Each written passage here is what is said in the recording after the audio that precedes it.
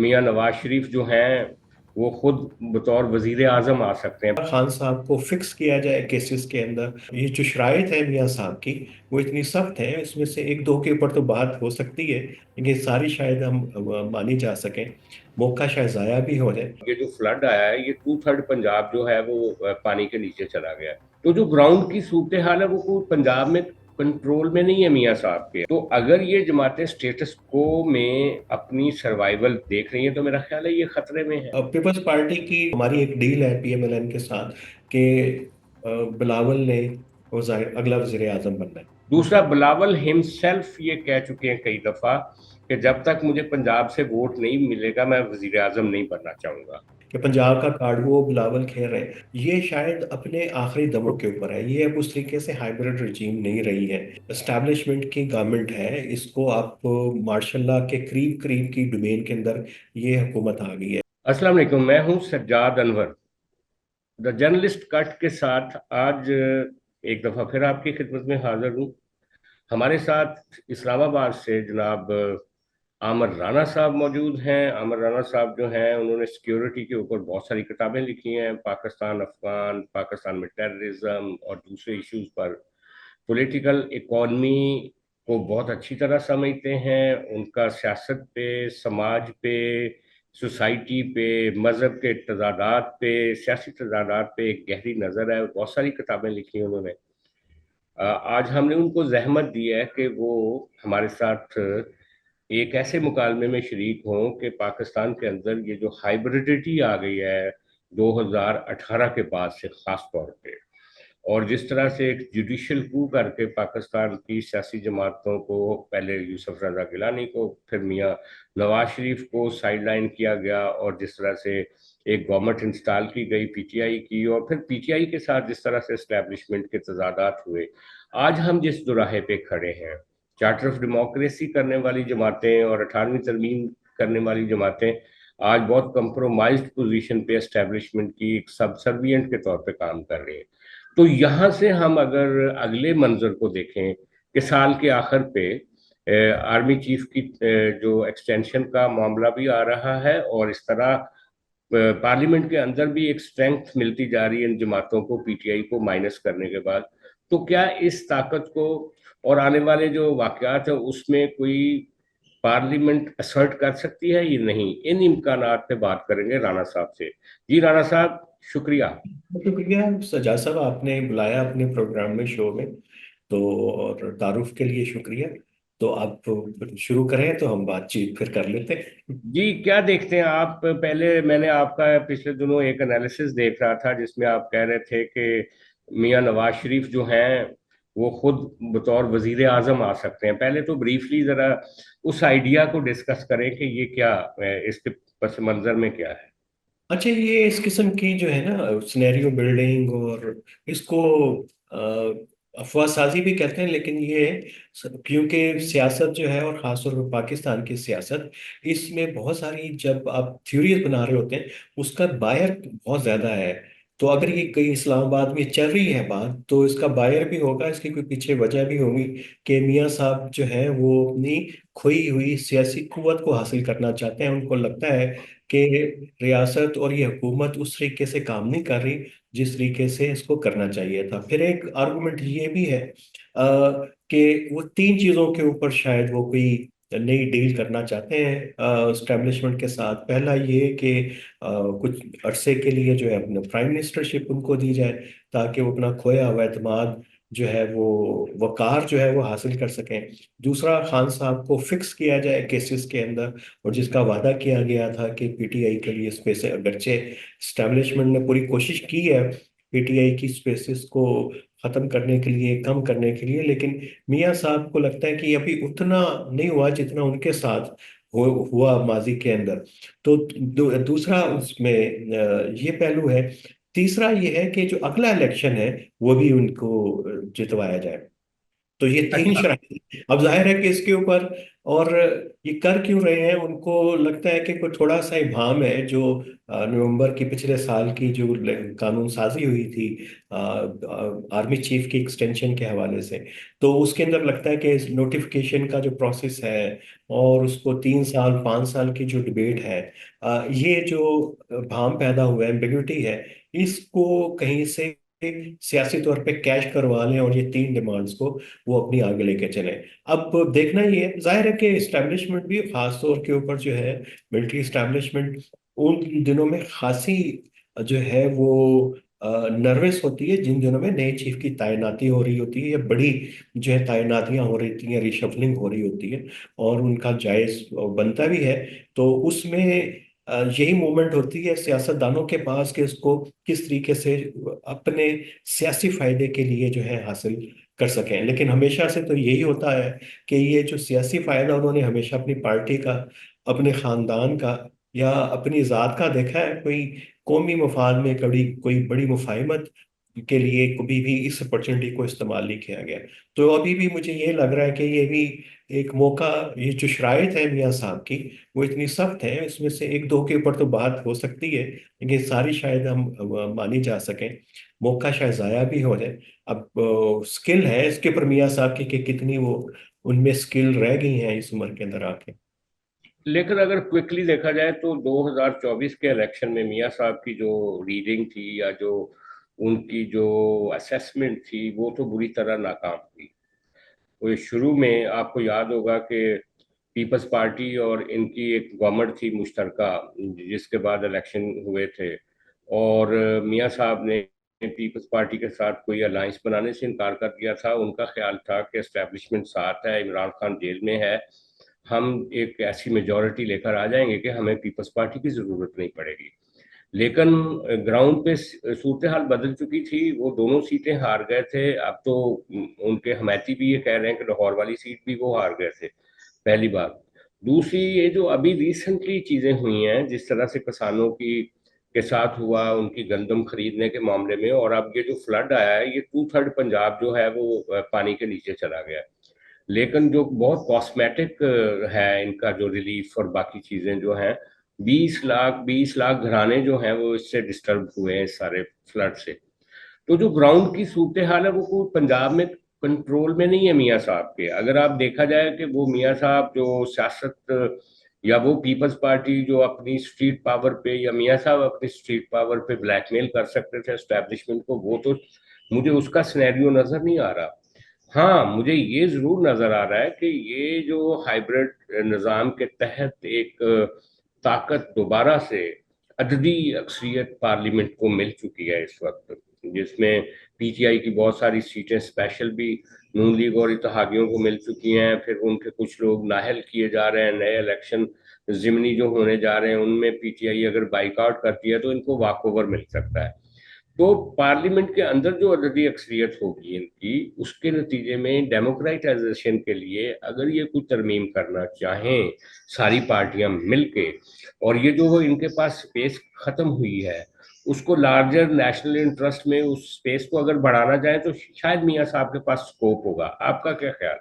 देखिए व्यास साहब, आपने बड़ा अच्छा सिनेरियो बिल्ड किया है, और मुझे आप में एक बड़ा दर्दमंद पाकिस्तानी नजर आता है जो समझता है कि पाकिस्तान के मामला ठीक हो जाए, कौमी मफाद के अंदर फैसले होना शुरू हो जाए, लेकिन पाकिस्तान की सियासी क्यादत जो है वो ना उसकी तरजीह है और ना ही उसको ये बहुत वाज़ेह है कि नेशनल इंटरेस्ट है क्या।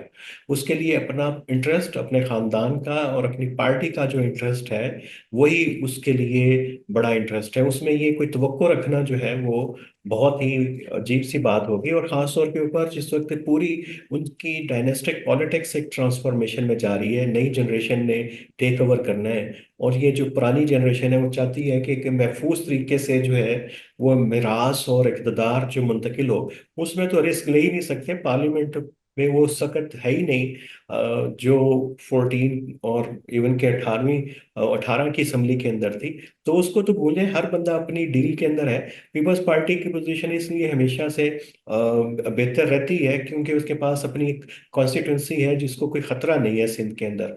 पीएमएलएन का सबसे बड़ा मसला यही है कि उसके पास कॉन्स्टिट्यूंसी नहीं है। और उससे बड़ा उसका चैलेंज ये है कि उसके पास जो है वो अहलियत नहीं है अच्छी गवर्नेंस की। शहबाज शरीफ साहब मरकज में आ गए हैं, उनकी जो सलाहियत थी माइक्रो मैनेज करने की अफेयर्स की सुबह की सतह पे वो तो थी, वो तो मरियम शहबाज में नवाज में नजर नहीं आती। तो गवर्नेंस के मसाइल जिसकी तरफ आप इशारा कर रहे हैं वो है, अब उसको वो कवर कर रहे हैं इमेज बिल्डिंग के जरिए, लेकिन राणा सोशल। साहब, मेरा सिर्फ मेरा ये तो मैं रहेगा। मेरी तवज्जो फिर उसी बारीक नुक्ते पे है कि फॉर दैट मैटर, अगर ये अपनी डायनेस्टिक पॉलिटिक्स को बचाना चाहते हैं, या फर्ज करो पार्लियामेंट में इस वक्त सख्त नहीं है, अगर आपकी इन दोनों चीजों को सामने रखें, तो अगर हम 18 में जाते हैं, 18 के इलेक्शन को सामने रखते हैं, तो हम ये समझ रहे थे कि इमरान खान में इतनी सख्त नहीं होगी कि वो अपने बनाने वालों के सामने खड़ा हो सके। लेकिन इमरान खान को जिस दिन आपने नो कॉन्फिडेंस के बाद निकाला, उसकी पॉपुलैरिटी 4 गुना बढ़ गई, और स्ट्रीट्स उसके पास चली गई, खासतौर पर पंजाब की। तो इसी तरह अगर ये इस वक्त बहुत ज्यादा सबसर्वियंट्स हैं, और आपके ख्याल में ये इस तरह का कोई खतरा मूल नहीं लेंगे आने वाले वक्त में, तो ये मजीद इनकी पॉलिटिक्स न्यूट्रलाइज हो जाएगी। ये डायनेस्टिक पॉलिटिक्स को कैसे बचा पाएंगे? एक इलेक्शन में आपको एस्टेब्लिशमेंट मदद कर सकती है, दो में कर सकती है, जब तक आपकी कॉन्स्टिट्यूंसी नहीं होगी आपका हाल वही होगा जो काफली का अल्टीमेटली हो जाता है। तो लेकिन अगर आप कोई ना कोई टकराएंगे, कोई रास्ता निकालेंगे पब्लिक के लिए, नेशनल इंटरेस्ट के लिए, जिसके बारे में आप कहते हैं कि ये लोग सोचते नहीं है, जब तक उसकी उसकी तरफ ये नहीं बढ़ेंगे और एक ऐसी पोस्टरिंग नहीं करेंगे कि जिसके नतीजे में वो कुछ देना चाहते हैं या उनको रोका जा रहा है या वो नहीं दे पाए। इमरान खान टोटल फेलियर था अपनी पूरी 2.5 साल में, लेकिन उसने अपना बयानिया ऐसा बना लिया कि वो लोगों में पॉपुलर हो गया, लोग नाराज थे उससे। इलेक्शन से जाने के बाद, वो नो कॉन्फिडेंस जाने से बाद, उसने टेबल टर्न कर दिया। तो अगर ये जमातें स्टेटस को में अपनी सर्वाइवल देख रही हैं, तो मेरा ख्याल है ये खतरे में है। आपका क्या ख्याल है? लेकिन देखिए ये तो इनको लगता ही है कि अगर ये चैलेंज करेंगे इस्टेब्लिशमेंट को, बावजूद के इस्टेब्लिशमेंट ने पूरी पार्लियामेंट इनकी झोली में ला के डाल दी है, सपोर्ट भी डाल दी है, जैसे तैसे करके, जैसे 18 में इमरान खान के डाली थी। इनको ये भी पता है कि अगर इन्होंने चैलेंज किया तो इमरान खान की सूरत में दोबारा जो है एक बोतल से जिन बाहर निकाल के इनके सामने खड़ा कर देंगे। और उसकी पॉपुलैरिटी इतनी ज्यादा है कि वो ये फिर उसके सामने खड़े नहीं हो सकेंगे, खास तौर के ऊपर TMLN जो है। तो एक तो रिस्क वो भी नहीं लेंगे, और वैसे भी जो लेकिन ये रिस्क दोनों तरफ है ना। ये रिस्क एस्टेब्लिशमेंट के लिए भी तो इमरान खान का फैक्टर उतना ही भयानक है ना, जितना नून लीग के लिए है। देखिए फिलहाल ये हम बात कर रहे हैं बड़े स्पेकुलेटिव फ्रेमवर्क के अंदर। हाँ हाँ, जाहिर स्पेकुलेशन ही है ये सारी। मतलब तो पीपल्स पार्टी की ये है कि वो हमारी एक डील है PMLN के साथ कि बिलावल ने अगला वजीर आजम बनना है। और मियाँ साहब चाहते हैं कि वो खुद बन जाए, उनके मेरा खानदान के। ख्याल है कि ये जो बिलावल साहब वाली डील है ना, मैं इस आइडिया को इसलिए नहीं मानता क्योंकि जो मेरे अपने सोर्सेज हैं वो ये बताते हैं कि ऐसी कोई डील है ही नहीं, पहली बात। दूसरा, बिलावल हिमसेल्फ ये कह चुके हैं कई दफा कि जब तक मुझे पंजाब से वोट नहीं मिलेगा मैं वजीर आजम नहीं बनना चाहूंगा। तो मेरा नहीं ख्याल कि वो इतनी कम, मतलब इतनी ब्लैकमेलिंग पोजीशन में वजीर वजीर आजम बने कि उनके अपने 50 लोगों और वो जो है, बाकी सारे इकट्ठे किए जाए।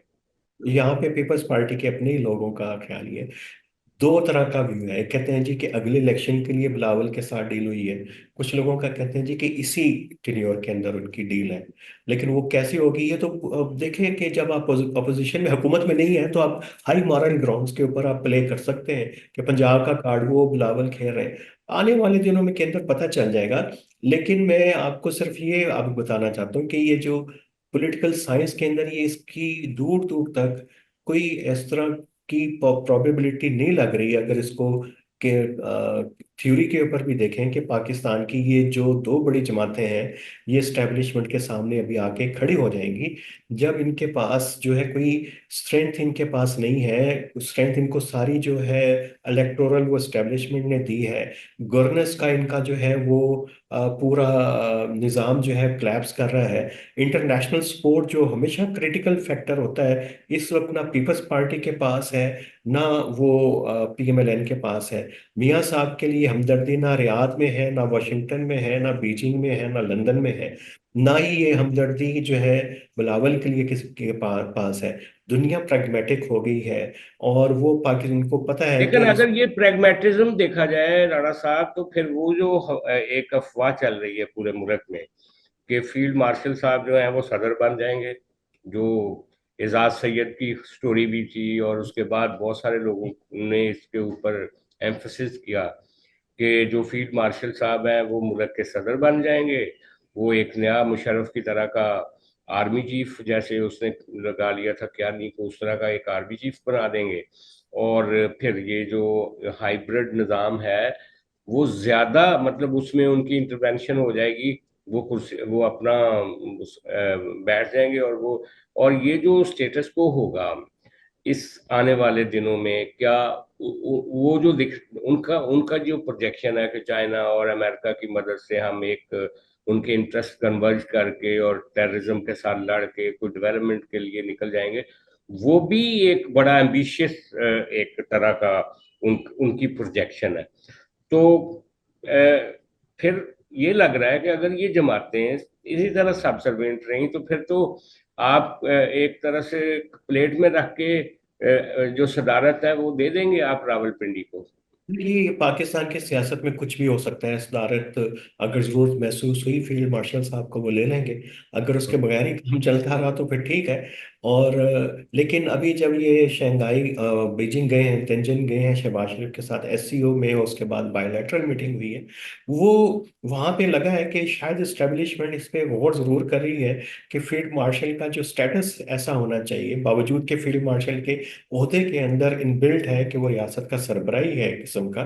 तो लेकिन फिर भी फॉर्मली भी चाहिए, ताकि जो हेड ऑफ स्टेट्स के साथ जो है वो उनको बैठ सके। बातचीत करने में कोई प्रोटोकॉल हाँ, हायल ना हो। जिस तरह क्योंकि से वो कहा गया कि ट्रम्प के क्रिटिकल। साथ उनकी मुलाकात कैसे हो गई, या ये सवाल उठाए जा रहे हैं कि वो वजीर आजम साहब के सामने खड़े थे और बीजिंग के सदर को मिल रहे थे, या दूसरे लीडर से मिल रहे थे। तो आपका ख्याल है कि इन सवालों को एड्रेस करने के लिए उनको एक ओहदा और एक ऑफिस की जरूरत शायद होगी, ये हो सकता सिविलियन? है, प्रोबेबिलिटी हो सकती है। हम्म। अब एजाज सैयद तो नहीं है, खबर तो नहीं है हमारे पास, हम तज्जिया कर सकते हैं उसके अल्लाह ऊपर।